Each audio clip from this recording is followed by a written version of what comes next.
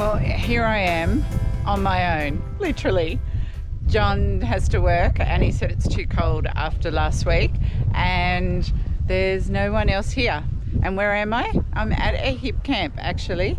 I'm halfway between Cowra and Darby Falls. I picked this hip camp. It's $23 a night. It's not very flat, that's the thing.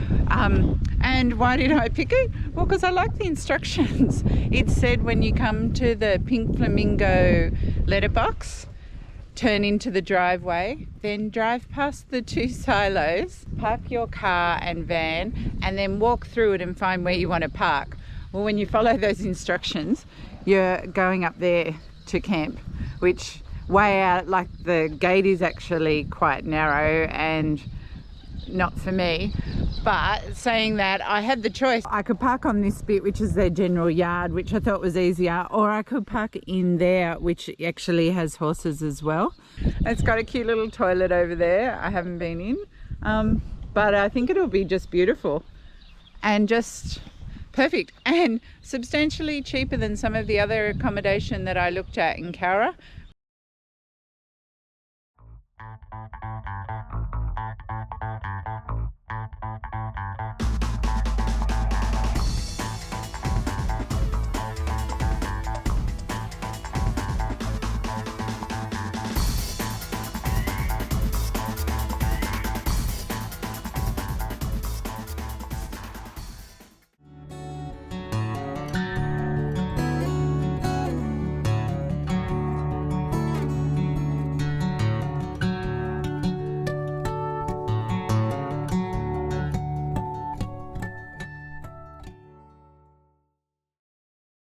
It's past 3 o'clock, and instead of going back into Cowra, I decided to turn left out of the driveway towards Darby Falls.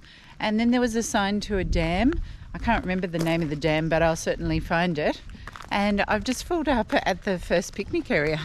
And look at this, we're at the base of the dam wall. And look at the picnic area. It must have been here for quite some time, I would think.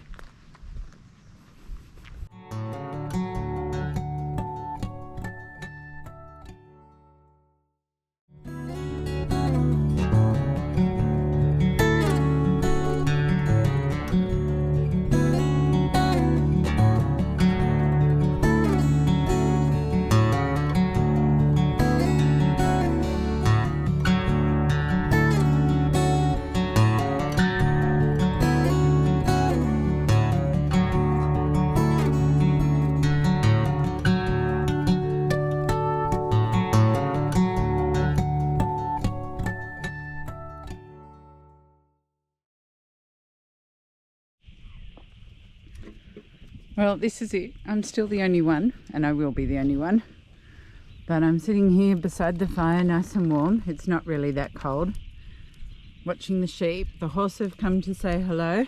The only downside is I dropped the wine glass and I've split it, so I've got to drink the wine out of the cup, out of John's coffee cup. And look at the sun going down. It is very beautiful. I'm here at the POW Cowra camp, and it's beautiful. It started as an internment camp for civilians in 1941 and then was turned into a prisoner of war camp. It's heritage listed now because there was a breakout here, and the breakout was unique in Australian wartime history because it's the only land engagement on Australian mainland during World War II. It's considered significant for the escape, mass suicide and forced response of the 22nd Garrison Battalion, including those who lost their lives. There was 1 officer killed, 230 other ranks killed, committed suicide or died of wounds, 170 other ranks wounded. 3 Australian Guards, Privates Hardy, Jones and Shepherd, were killed during the breakout. Private Hardy and Jones were posthumously awarded the George Cross several years later. Lieutenant Doncaster from the military training camp was killed during the roundup of escapees.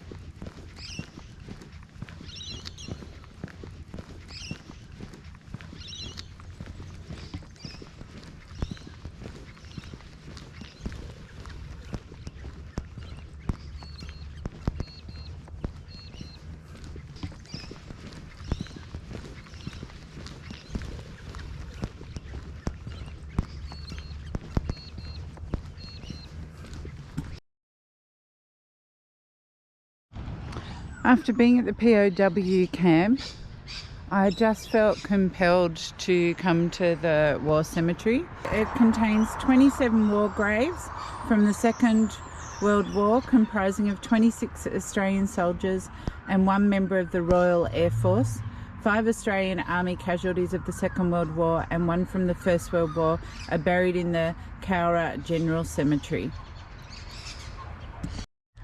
Immediately when you walk in, you are greeted by our Australian dead.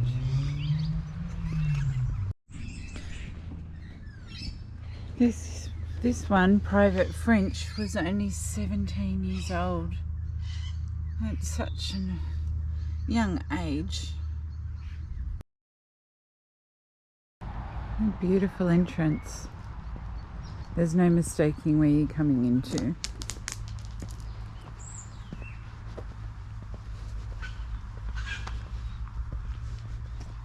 Oh wow. It looks so many. You don't visualize. And they didn't have to die, that was the thing. So very sad.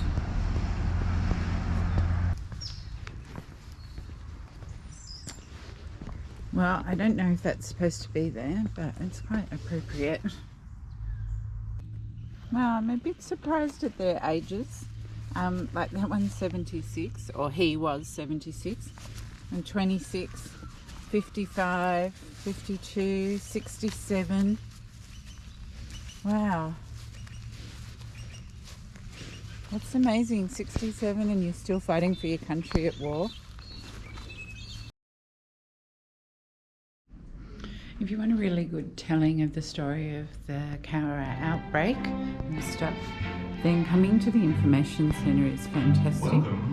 They actually have a hologram told by a fictitious girl the story of the breakout, and it's really good. And you can wine taste here, and there's heaps of local artists, different produce and products to look at and buy. It's really one of the better information centres I've been to. We've done the POW camp, we've done the war cemetery, we've done the hologram explaining what happened, and now these gardens are the result of all of that history, and it's the Cowra Japanese Garden and Cultural Centre. Just through the doors, and it's already beautiful. And it's very quiet, she said, this time of year, but in about 3 weeks it'll be the Cherry Blossom Festival and it'll be really busy.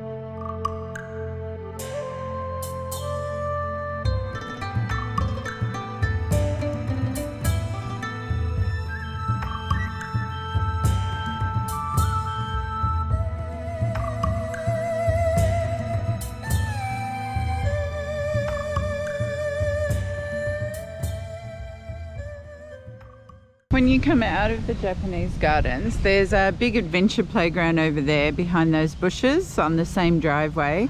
And then there's the sculptural garden. Well, I guess if you're here, it's worth a walk around, but it's probably not worth driving to come and walk around it. Well, it's not quite what I expected. I've driven to the World Peace Bell, and this is the only peace bell in the world that's not in a capital city. And I kind of expected it to be in a beautiful park or something. It's just outside the council chambers and here. And I believe you're allowed to... Well,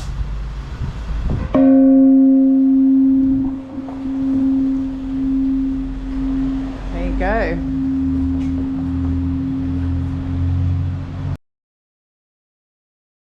Oh my gosh, look at this.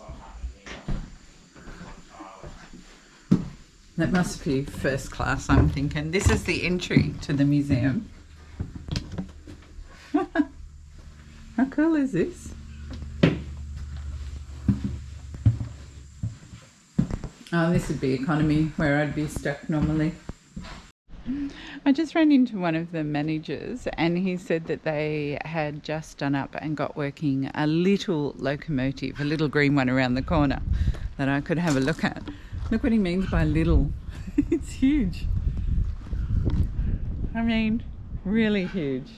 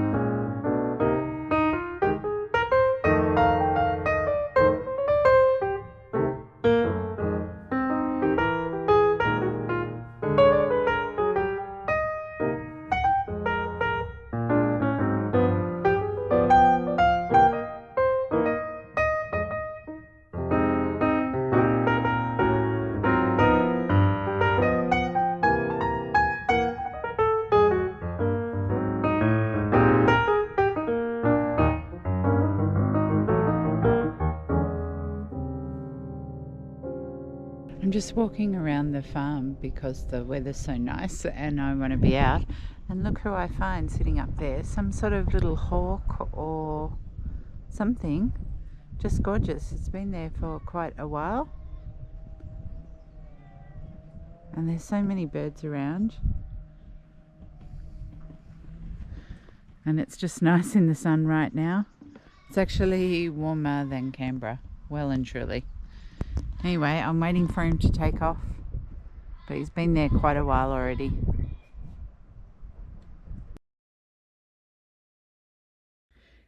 Every single time I come back to the van, I am welcomed by this guy. It's so much fun.